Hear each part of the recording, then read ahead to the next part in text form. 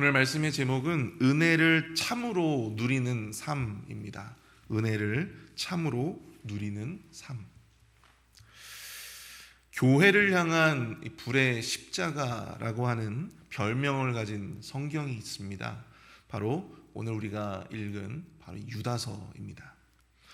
유다서는 예수님의 형제였던 유다, 그 유다가 어떠한 특정한 교회나 성도들에게, 어떤 사람에게 보낸 그런 서신이 아니라 모든 그리스도인들과 교회들이 회람하도록 그렇게 쓴 편지, 우리 공동서신이라고 하죠.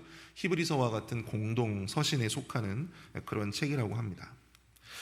유다서는 이 한 장밖에 없는 짧은 서신이지만 그 내용은 아주 선명한 경고들로 가득 차 있습니다. 보통 우리가 이제 교통 표지판 같은 걸 보게 되면 경고라고 하는 표시가 있잖아요. 근데 대부분 그러한 경고판들은 아주 짧은 메시지에 아주 선명하게 누구라도 그것이 경고라고 하는 것을 느낄 수 있을 만큼 그렇게 분명하게 써야 되죠. 이 오늘 본문의 유다서도 마찬가지입니다. 교회를 향한 이 불의 십자가, 이런 별명을 가진 서신답게 당시 초대교회 교인들을 향해서 아주 선명하고도 아주 단호한 경고의 말씀들을 담고 있다고 하는 것이죠. 짧지만 아주 분명한 메시지를 담고 있다는 것입니다. 특별히 오늘 본문의 내용은 은혜를 왜곡하고 또 믿음의 본질을 뒤흔드는 그러한 거짓 교사들, 영지주의자들이에요. 그 거짓 교사들을 경계하고 또 믿음을 위한 싸움을 촉구하는 그러한 말씀들이 기록되어져 있습니다. 이것은 우리 모든 그리스도인들로 하여금 주어진 하나님의 은혜를 지금보다 훨씬 더 잘 누리게 하기 위한 유다의 거룩한 목적을 띠고 있다라고 하는 것입니다. 그래서 오늘 새벽에는 우리가 그리스도의 은혜를 우리가 더 잘 누리기 위해서, 참으로 누리기 위해서 필요한 것이 무엇일까? 우리가 본문을 통해서 함께 살펴보고 도전을 얻는, 영적인 도전을 얻는 귀한 시간이 될 수 있기를 축복합니다. 은혜를 참으로 누리는 삶을 위해서 우리는 어떻게 해야 할까요? 첫 번째로 우리는 은혜를 왜곡하지 아니하고 은혜의 원리를 바르게 이해해야 한다고 하는 것입니다. 은혜의 원리를 바르게 이해해야 한다. 오늘 보면 3절과 4절을 한번 보시죠. 사랑하는 자들아, 우리가 일반으로 받은 구원에 관하여 내가 너희에게 편지하려는 생각이 간절하던 차에 성도에게 단번에 주신 믿음의 도를 위하여 힘써 싸우라는 편지로 너희를 권하여야 할 필요를 느꼈노니 이는 가만히 들어온 사람 몇이 있습니다. 그들은 옛적부터 이 판결을 받기로 미리 기록된 자니 경건하지 아니하여 우리 하나님의 은혜를 도리어 방탕한 것으로 바꾸고 홀로 하나이신 주제 곧 우리 주 예수 그리스도를 부인하는 자니라. 자, 오늘 본문 3절에서 유다는 초대교회 성도들이 이 믿음의 도를 위하여 힘써 싸우라고 하는 어떤 그러한 목적을 띠고 이 편지를 지금 쓰고 있다라고 하는 것을 밝히고 있습니다. 그런데 이 싸움은 누구와의 싸움을 의미하는 것일까요? 누구와의 싸움을 의미하는 것입니까? 이어지는 4절을 보시면 이 싸움은 교회에 가만히 들어온 바로 이 몇 사람, 바로 이 사람들 때문이었습니다. 교회에 가만히 들어온 몇 사람, 이들의 목적은 과연 무엇이었을까요? 이들은 우리 하나님의 은혜를 도리어 방탕한 것으로 바꾸고 예수 그리스도를 부인하는 자들이었다라고 소개를 하고 있습니다. 하나님의 은혜를 도리어 방탕한 것으로 바꾸었다. 은혜를 도리어 방탕한 것으로 바꾸었다는 것은 은혜를 왜곡했다라고 하는 것이에요. 은혜를 왜곡시켰다는 것입니다. 어차피 우리가 하나님의 은혜를 입어서 하나님으로부터 용서받고 구원받았으니까 이제부터는 우리가 어떠한 죄를 짓든지 간에 하나님께서 우리를 용서해 주실 테니까 이제 우리 마음대로 죄를 지으면서 마음대로 그렇게 살아도 된다. 이런 식으로 은혜를 왜곡했던 것이죠. 하나님의 은혜를 오히려 우리의 삶을 더욱더 방탕하게 만드는 요인으로서, 구실로서 그렇게 바꾸어 버렸다라고 하는 사실입니다. 지금은 물론 예전보다 이 구원론에 대해서, 장로교의 구원론에 대해서 교육이 참 잘 되어져 있습니다. 제자 훈련의 영향이고 또 양육의 어떤 여러 교회들에서 잘 이루어지고 있기 때문인데요. 근데 예전에는요, 은혜에 대한 어떤 은혜로 말미암은 어떤 구원을 강조하는 이 장로교회 교리가 오히려 성도들의 방탕함을 야기한다라고 하는 어떤 그러한 말들도 있었습니다. 하나님의 은혜로 이미 구원받았으니까 우리가 아무리 죄를 져도 하나님은 용서해 주십니다. 절대 지옥에 가지 않는다라고 하는 생각 때문이었죠. 그대가 이 평생을 강도짓 하다가 죽을 때가 다 되어서 십자가에서 용서받은 그 강도의 이야기를 딱 들으면 마치 그럴 것도 같은 그러한 느낌이 들기도 한다라고 하는 것이죠. 나도 평생 좀 내 마음대로 즐기면서 내 마음대로 그렇게 살다가 내가 죽을 때가 다 되어서 하나님 앞에 회개하고 그렇게 천국 가면 얼마나 삶을 풍요롭게 살고 있는 것이냐, 그렇게 생각하는 사람들이 있었다라고 하는 것입니다. 그러나 이것은 은혜를 참으로 누리는 사람들의 모습이 아니다라고 하는 것이죠. 은혜를 모르는 것입니다. 은혜는 죄로 말미암는 처벌이나 혹은 심판의 부담을 줄이는 그런 도구가 아닙니다. 은혜는 방종의 구실로서 삼는 도구도 아니라고 하는 사실이죠.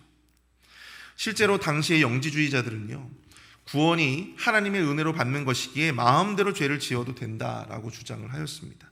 내 마음대로 이 죄가 많은 이 육신을 마음대로 굴려도 된다라고 생각을 했어요. 그렇게 주장을 하였습니다.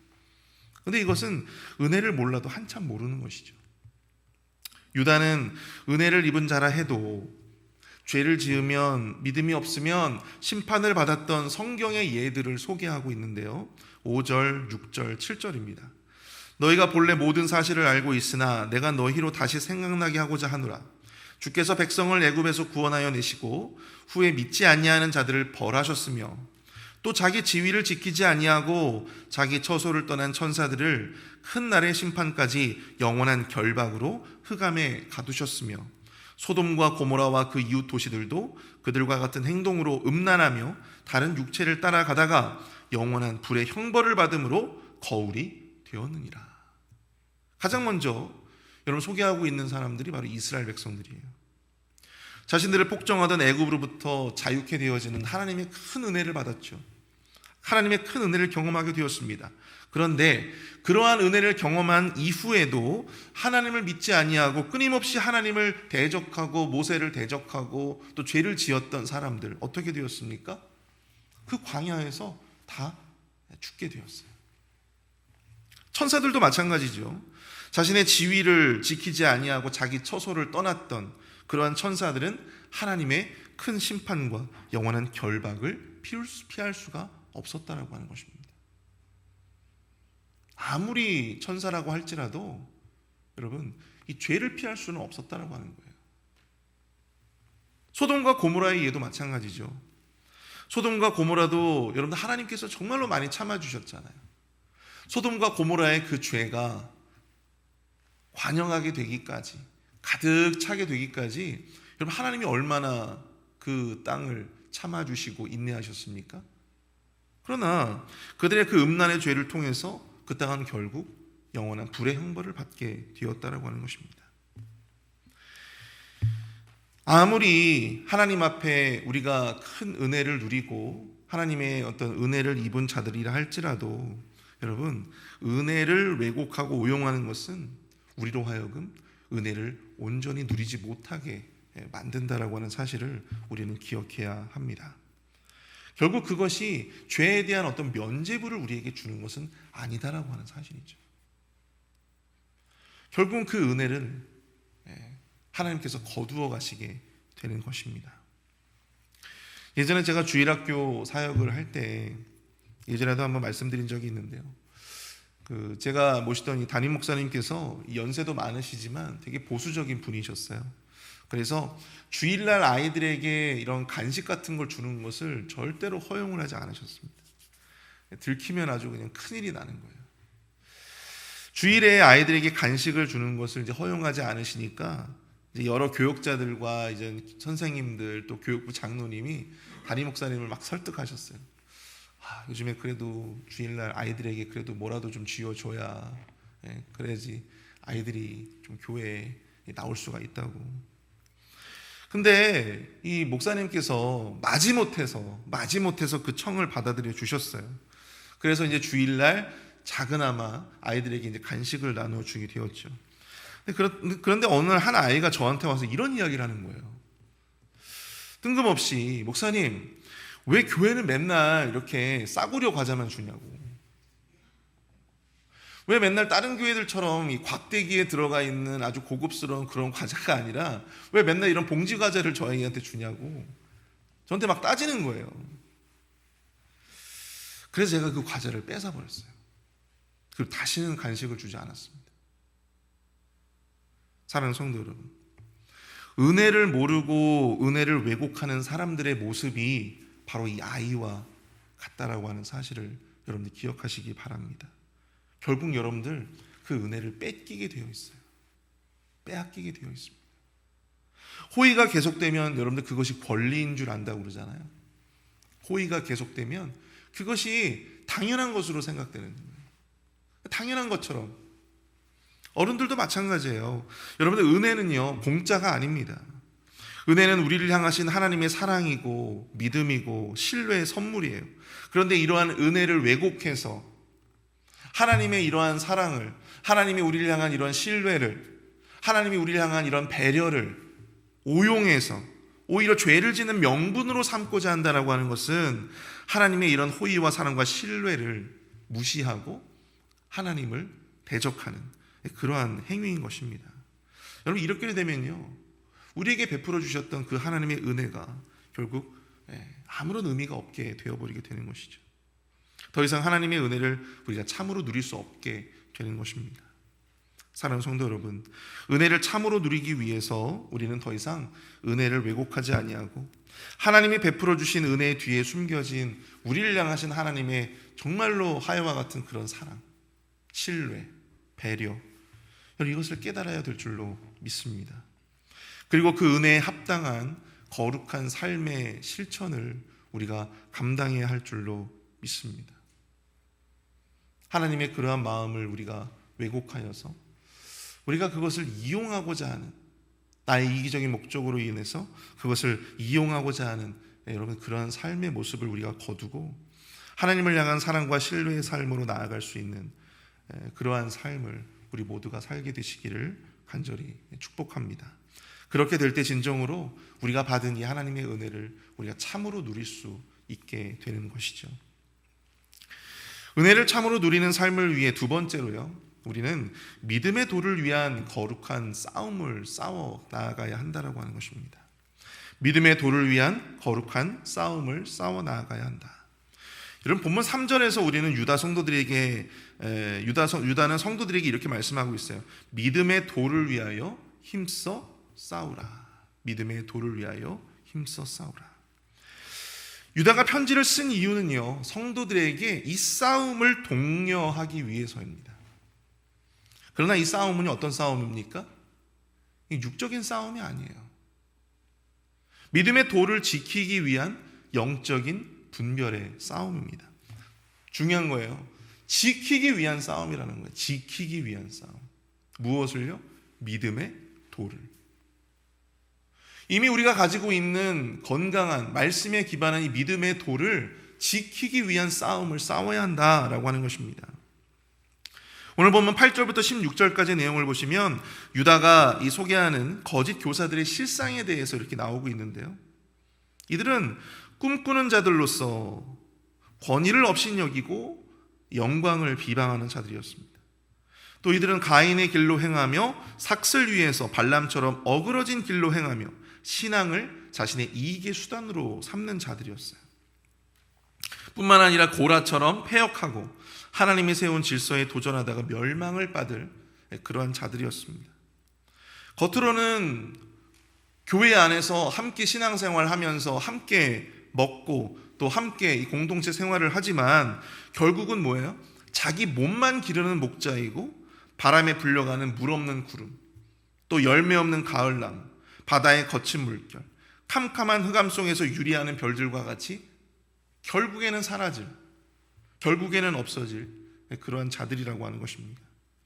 특별히 오늘 본문 16절을 보시면요, 이 사람들은 원망하는 자며 불만을 토하는 자며 그 정욕대로 행하는 자라.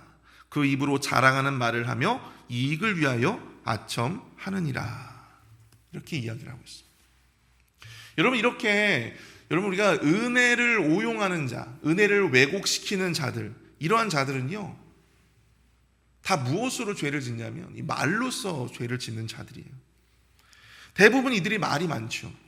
원망하는 말, 또 불만을 토로하는 말, 자랑하는 말, 또 이익을 위해서 아첨하는 말. 사랑하는 성도 여러분, 우리가 은혜를 참으로 누리기 위해서 이 믿음의 도를 지키는 이 지킴의 싸움을 우리가 싸워 나아가기 위해서는요, 여러분, 우리의 생각, 또 우리의 마음의 중심을 지켜야 합니다. 이러한 사람들의 어떤 말이나 이러한 사람들의 어떤 주입시키는 어떤 그런 말들로부터 우리의 마음을 지켜낼 수 있어야 한다라고 하는 사실입니다. 유다가 이것을 싸움이라고 표현했던 것처럼 이들로부터 우리의 생각과 우리의 마음의 중심과 믿음을 지킨다라고 하는 것이요, 여러분들, 굉장히 어려운 일이에요. 굉장히 어렵습니다. 간단하지가 않아요. 게다가 우리에게 믿음의 도에 맞지 않는 이런 그릇된 은혜, 허황된 소리들을 전하는 사람들이 우리 주변에 계속해서 있다면, 여러분, 그들의 말을 무시하기가 쉽지 않아요. 그들의 말과 그들에게 거리를 두는 것이 여러분 쉽지 않다고 하는 것입니다. 그래서 우리가 말씀을 배우고, 그래서 우리가 말씀을 묵상하는 것입니다. 우리의 모든 판단의 근거가 여러분 무엇이 되어야 합니까? 성경이 되어야 한다는 거예요. 말씀이 되어야 한다고 하는 것입니다. 어떤 우리의 느낌이나 감정이 아니라 성경이 과연 무엇이라고 말씀하는가? 여러분, 성경이 우리에게 뭐라고 말씀하는가? 어떤 식으로 말씀하는가? 그것을 분별하는 것이 굉장히 중요하다고 하는 것입니다. 우리가 싸워야 할 믿음의 도를 위한 싸움, 믿음의 도를 지켜나가기 위한 이 싸움은 결국 그들과의 싸움이 아니라 누구와의 싸움인 거예요? 바로 나 자신과의 싸움인 거예요. 결국 저들이 뭐라고 이야기를 하던 간에 나는 내가 받았던 이 말씀의 기준대로, 말씀의 선명한 기준대로 내가 이 말씀을 따라가겠다. 말씀이 전하는 믿음의 도를 내가 지키고 따라가겠다라고 하는 어떤 그런 스스로와의 결단이자 스스로와의 싸움이라고 하는 사실이죠. 이것이야말로 우리가 하나님의 은혜를 참으로 누리며 살아갈 수 있는 방법이 될 수 있다고 하는 사실입니다. 말씀을 정리하고자 합니다. 사랑하는 성도 여러분, 유다서는요, 우리를 두려움에 빠뜨리기 위해서 기록된 그런 편지가 아닙니다. 오히려 하나님 안에서 우리가 참으로 하나님으로부터 받은 이 은혜를 우리가 더 잘 누리게 하기 위한 그러한 사랑의 경고인 셈이죠. 은혜를 귀하게 여기며 거룩을 사모하고 또 주어진 믿음을 소중하게 붙들며 분별하는 그러한 성도들이 다 되시기를 축복합니다. 오늘도 주님께서 우리를 예수 그리스도 안에서 지키실 줄 믿고 믿음의 도를 위해서 허황된 허탄한 이야기들을 하는 그러한 자들의 주장과 또한 그들의 생각에 우리의 그 믿음을 지켜나가는, 우리의 마음의 중심과 생각을 지켜나갈 수 있는 우리 모두가 되실 수 있기를 축복합니다. 함께 오늘 말씀을 생각하면서 우리 기도할 텐데요. 하나님, 우리가 주의 은혜를 참으로 누리는 성도가 되게 하여 주옵소서.